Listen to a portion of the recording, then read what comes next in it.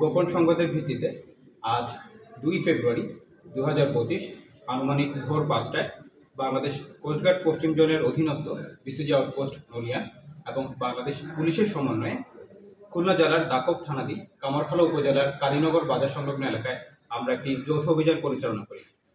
অভিযান পরিচালনাকালীন ইউনিয়ন পরিষদের একটি পুরাতন ভবন তল্লাশি করে প্লাস্টিকের বস্তায় লুকায়িত অবস্থায় আমরা 2টি 1 নড়া দেশীয় পাইপগান, একটি চাইনিজ কুড়াল, 3টি দেশীয় অস্ত্র সহকারে সন্ত্রাসী মোহাম্মদ ইয়াসিন মোল্লা বয়স 40, সোহরাব সানা বয়স 60 এবং সিরাজুল সানা বয়স 30কে আটক করতে সক্ষম হয়। আটককৃত সন্ত্রাসীরা উক্ত অস্ত্রসমূহ ব্যবহার করে ঘের এলাকায় ঘের দখল করতে বলে জানা যায়। এই আটকের মাধ্যমে ঘের এলাকায় সন্ত্রাসী রোধ করা যাবে বলে আমরা আশাবাদী।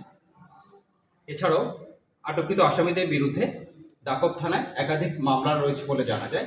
তারা সকলেই খুলনা জেলার দাকব থানার বাসিন্দা। বর্তমানে